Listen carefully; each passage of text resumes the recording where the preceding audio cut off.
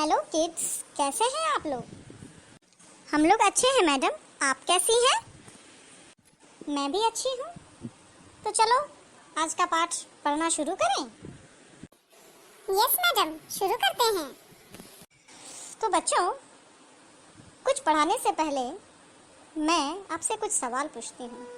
सबसे पहले तो मुझे ये बताइए कि जब शाम हो जाती है यानी रात हो जाती है तो आसमान में आपको क्या क्या दिखाई देता है? मैडम, रात को हमें आसमान में चांद, तारे दिखते हैं। बिल्कुल सही बच्चों, रात को हम आसमान में ढेर सारे तारे देख सकते हैं जो दूर आसमान में टिमटिमाते हैं और एक बड़ा सा चांद देख पाते हैं। चांद कभी गोल दिखता है तो कभी आधा दिखता है। हाँ मैडम, टिमटिमाते हुए तारे देखने में बहुत ही सुंदर लगते हैं। बिल्कुल सही। तो आज हम इन टिमटिमाते हुए तारों पर एक कविता पढ़ने जा रहे हैं। इस कविता में हम देखेंगे कि एक बच्चा अपनी माँ से इन तारों के बारे में पूछता है। उसके मन में बहुत सारे सवाल होते हैं, तो वो तारों को दिखाकर अपनी माँ से कुछ पूछता है। प्यारे बच्चों, इस कविता का शीर्षक है द स्टार्स। सबसे पहले हम लोग इस कविता के 4 लाइन को पढ़ते हैं। ठीक है madam.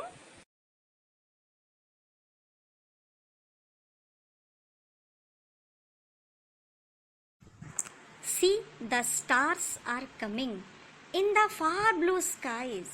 Mother, look, they brighten. Are they angels' eyes?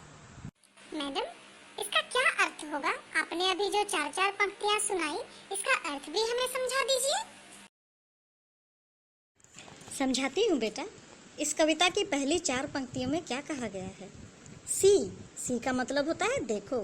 C the stars are coming, देखो तारे आ रहे हैं। कमिंग, आ रहे हैं, ठीक है। यहाँ पर तारे आ रहे हैं का मतलब तारे निकल रहे हैं।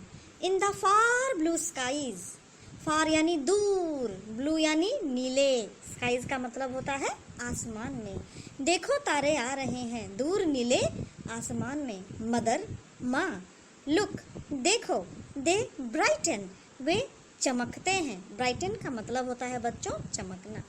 आर दे एंजल्स आईज, बच्चा पूछ रहा है अपनी माँ से ये सवाल। आर दे एंजल्स आईज, क्या ये देवदूत की आंखें हैं? एंजल्स का मतलब होता है बच्चों ईश्वर का दूत, देवदूत। वाह मैडम, बच्चा तो बड़ा ही अच्छा सवाल पूछा अपने माँ से।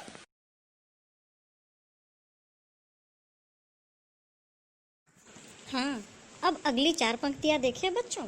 अगली 4 पंक्तियों में कहा गया है, know my child, the splendour of those stars is given like the huge of flowers by the God of haven. मुझे तो कुछ समझ में नहीं आया मैडम, मुझे भी समझा दीजिए इन 4 पंक्तियों के अर्थ। बच्चों, इन 4 पंक्तियों में माँ जवाब देती है, कहती है नो माई चाइल्ड, नहीं मेरे बच्चे। चाइल्ड का मतलब होता है बच्चा। द स्प्लेंडर, स्प्लेंडर यानी चमक, जो तारों में होती है, तारों की चमक। The splendour of those stars is given, इनकी जो चमक है वो दिया गया है। गिवन यानी दिया गया है। Like the huge of flowers, जैसे कि फूलों के विविध रंग दिए गए हैं। ह्यूज का मतलब होता है बच्चों रंग, फ्लावर्स यानी फूलों के, जिस तरह से फूलों के विविध रंग दिए गए हैं by the God of haven. God of haven यानी स्वर्ग का भगवान। इन फूलों को जिस तरह से स्वर्ग के भगवान ने रंग दिया है, ठीक उसी तरह तारों की चमक भी उसी भगवान ने, उसी ईश्वर ने दी है। समझ में आ गया मैडम। अब इन टिमटिमाते हुए तारों का राज, इनको टिमटिमाने की जो चमक है वो चमक भगवान ने दी है। हाँ, अब अगली 4 पंक्तियों की ओर बढ़ते हैं बच्चों।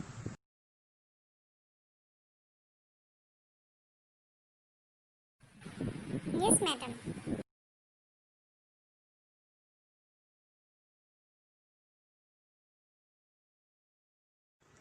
आगे की 4 पंक्तियाँ कुछ इस तरह से है बच्चों।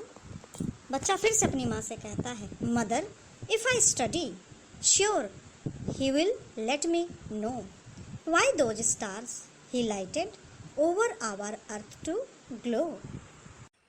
अब इसका क्या अर्थ हुआ madam?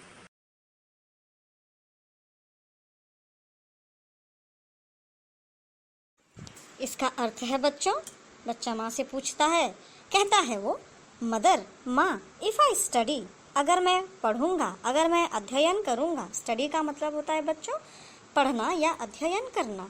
Sure he will let me know, पक्का विश्वास है। श्योर यानी पक्का, यकीन है।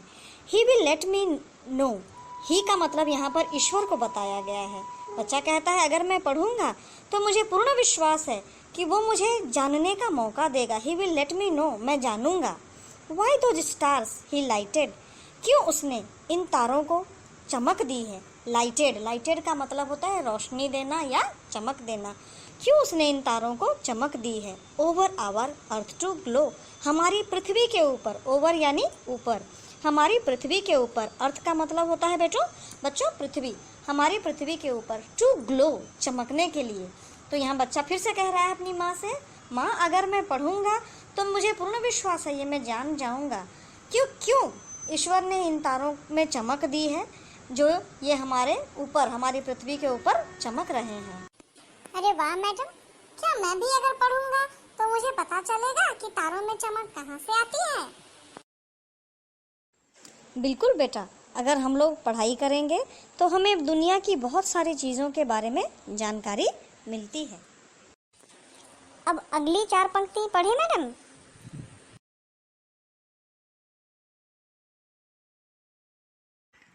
अगली 4 और अंतिम 4 पंक्तियाँ इस तरह से है बच्चों।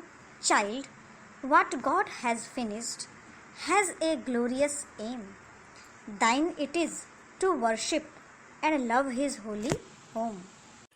इन अंतिम 4 पंक्तियों का क्या अर्थ है मैडम।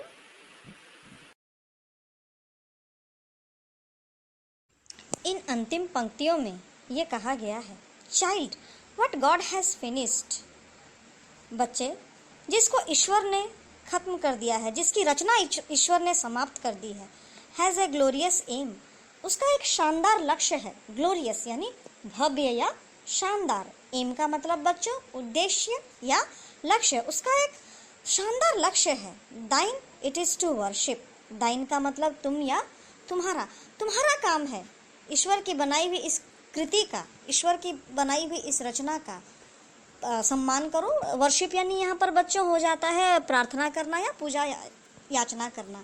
तुम उसकी पूजा याचना करो। And love his Holi home, और ईश्वर की ही बनाई हुई इस पवित्र धरती, इस पवित्र घर, होली का मतलब होता है बच्चों पवित्र, होम का मतलब होता है घर। ईश्वर की बनाई हुई इस पवित्र घर में प्यार से रहो, इस घर को प्यार करो। ये थी बच्चों अंतिम पंक्तियाँ और इनके अर्थ। इस तरह से ये कविता यहाँ पर समाप्त होती है। खत्म हो गई मैडम, ये बहुत ही अच्छी कविता थी। हम लोग घर में जाकर इसे फिर से दोहराएंगे।